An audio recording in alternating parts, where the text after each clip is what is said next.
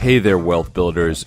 You're listening to episode number 5 of the Real Estate CPA podcast. I'm your host, Brandon Hall, and my whole goal is to help you understand the world of finance, accounting, and taxes so that your real estate investments and businesses can be run more efficiently and profitably than they ever have before. I hope you enjoyed today's show, and if you're looking for a killer CPA to come in and help you out, roll on over to the clients page, set up an appointment. The first consultation is free, and I promise you're going to learn something. Let's do it. One of the best things about being a real estate CPA and working with real estate clients and also owning real estate investments myself is that I get to relate to my clients on an investor to investor level rather than strictly an advisor to client level. So this means that I get to ask my investors or my clients about, hey, what markets are you targeting? What markets do you like? What asset classes are you liking? What are the general trends that you're seeing in your area? It's a very cool experience, and I also get to share my personal stories related to my own units. So I have a 3-unit property down in North Carolina. It's a great property. I bought it at a really sweet price. It rents awesome. My returns are astronomical. I was very lucky with this property. It's down in a location where my parents are, so I kind of piggybacked off of their team to pick this up. I piggybacked off their property manager. Basically, my first investment property went extremely well, extremely easy. I realize it's not always going to be easy, and today's story kind of highlights that fact. Before we jump in, please like us on Facebook and also Twitter. We would really appreciate it. It helps spread our reach to a new market, more people. And that's what we're really trying to do, is just pass this information on to as many real estate investors as possible, because there's a lot of misinformation out there, and we want to make sure that people are receiving the correct information so that they can make good decisions, good financial and also tax/accounting decisions. So jumping right back in, basically what happened was a couple weeks ago, one of my tenants moved out, broke their lease, and it's one of those blue collar neighborhoods where I was just like, okay, just go. I'm not going to come after you for the lease. We need to kind of clean the place up anyway, and we're going to rent out the new unit. The tenant that moved out, he was inherited, so he came with the property. So I wasn't too sad about losing this guy. Luckily, my parents, since they live in the area, they were able to walk the property and kind of tell me what the property manager might not have been telling me. So my parents basically told me, hey, you need to basically rehab this entire unit. It needs new floors, it needs a new kitchen, it needs all this other crazy stuff. And keep in mind, my parents are successful real estate investors themselves. They invest a lot in this specific area, and they're also Georgia Tech engineers. So that kind of puts me at a disadvantage at any point in time where we're talking about what should we do to repair or improve the property. And I actually rely heavily on their advice because they're brilliant when it comes to that type of stuff. The problem is that they wanted to repair basically the entire unit. They wanted to rehab the entire unit, and it's a 3-unit property, so it's a multifamily property. But me being a CPA, I better understand the tax laws that come along with improving a property versus repairing a property. And as you may or may not know, an improvement, you have to capitalize it and depreciate it generally over 27 and a half years. But a repair is currently deductible. So it's actually in our best interest as an investor to deduct things as a repair rather than capitalize and depreciate those expenses. And another side to it, aside from the fact that you get to currently deduct repairs and you have to depreciate and recover your cost over 27 and a half years for improvements, the other side is depreciation recapture whenever you go to sell the property. If you're capitalizing expenses as improvements and you're depreciating them, whenever you sell the property, you're going to have to pay depreciation recapture on the depreciation amount that you've taken. So even if you can't take passive losses, which we'll get into passive losses on a different podcast, but even if you can't take passive losses, we still want to deduct things as repairs when possible because we don't want to pay depreciation recapture on those repairs at a later date. So anyway, my parents are pushing me to repair this entire place and basically rip up the floors, put new floors in, rip up the kitchen, replace the cabinets, replace appliances, all this crazy stuff. And I was kind of like, well, let's pump the brakes a little bit. First off, we have to consider the neighborhood, just as any good investor would. Let's consider, will a brand new unit demand higher rent? And I was already kind of at the top of the market for the neighborhood.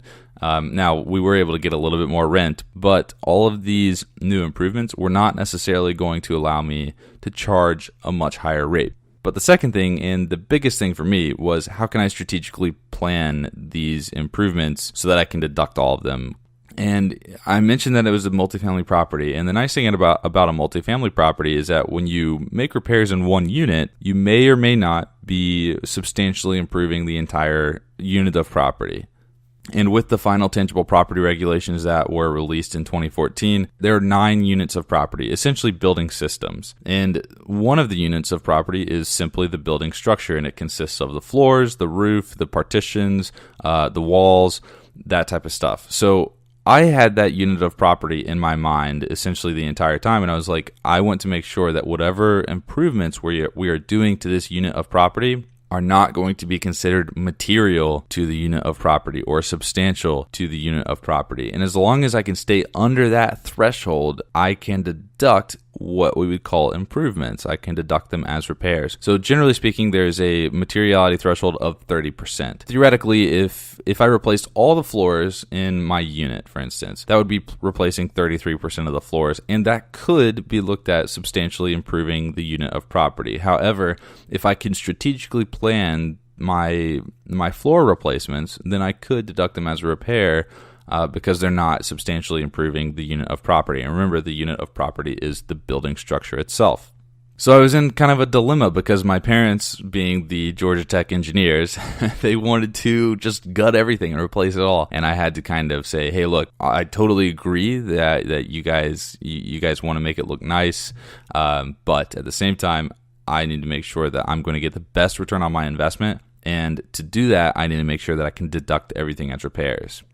So the first part of that was that materiality threshold. The second part was keeping these expenses and these repairs under $2,500 per the unit of property it affects. So the nice thing with the IRS tangible property regulations that, again, were released in 2014, they came with a couple of safe harbors, actually 3 safe harbors. One of them was the de minimis safe harbor. And if you follow me on Bigger Pockets, you've seen me talk about it a few times. But basically what the de minimis safe harbor does is it allows you to deduct repair expenses as long as those expenses are under $2,500 per invoice or per line item on the invoice. And it's important to note that this is a book conformity rule, which means that you have to be recording it this way on your books prior to actually being able to deduct it this way on your tax returns. So if the IRS ever came back and audited you and they found out that you were deducting things that were less than $2,500 on your tax return, but you didn't actually record that on your books the same way, maybe you recorded it as a capital improvement to the asset itself, they're going to disallow the deduction. So make sure that your books match your tax records. But back to what this is. So it's $2,500 per invoice or per line item substantiated by the invoice. And so what this kind of means is that we no longer want contractors to lump everything together in a scope of work. We actually want them to itemize if possible. Now, if you're replacing 10 windows, for instance, and the line item says window replacement $3,000, you're going to be out of luck. But if the line item says 10 windows for $3,000, we can divide that $3,000 by the 10 windows. Or if the contractor itemizes each window, so there are 10 line items that say window for $300 each, that all falls under that $2,500 threshold. So what happens here is that we can now deduct this expense. We don't have to capitalize and depreciate it over 27 and a half years. And that is huge for real estate investors because most of our repairs, unless we're doing major improvements, most of our repairs are going to fall under that $2,500 threshold. So it's really important to keep that in mind as you are going through and considering and strategically planning for repairs and improvements to your units or to your properties. So what happened with my property is we ended up actually repairing most of it. But we were able to do it strategically so that I can deduct the majority of the costs that I incurred to improve the units. And basically, I was just focused on those two things. I was focused on the materiality threshold for the unit of property, and then I was focused on the de minimis safe harbor, staying under that $2,500 per invoice or per line item cost. And so now I have a brand new unit. I have Georgia Tech engineers that are happy because they were able to help and apply their awesome knowledge. And I have a brand new tenant in there. He's paying a higher rent and he loves the place. It'll probably stay for a long time.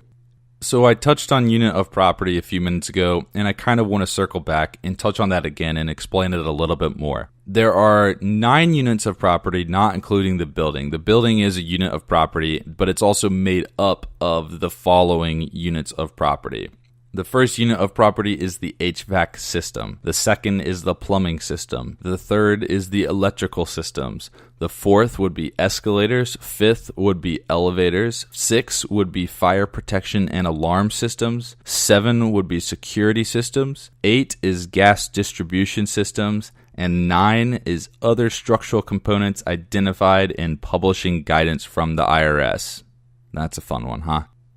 Basically, what the IRS final tangible property regulations did is they took all of the components of a building and they broke them out into separate units of property. Why did they do this? They did this so that they can more easily say you are substantially improving a unit of property whenever you make a repair to that unit of property. And that would force you to capitalize the repair and depreciate it over a certain number of years, generally 27 and a half years. Prior to these rules, you could theoretically replace the HVAC unit because the HVAC unit is part of the building structural system, but you could theoretically make the argument that the HVAC replacement is not material to the building system, the building unit of property. And so what would happen is people would be deducting these HVAC replacements. They would be deducting plumbing improvements, electrical improvements, and the IRS finally had enough and said, you know what, we're going to break all of these out into their separate units of property so that anything that you do to these units of property will likely be considered an improvement, a capital improvement that you have to depreciate rather than a repair. So now it's even more important to make sure that we're keeping the repair and improvement rules top of mind whenever we are rehabbing a unit, whenever we're rehabbing a property, because we still want to be able to strategically plan so that we can deduct things as a repair rather than having to capitalize things as an improvement.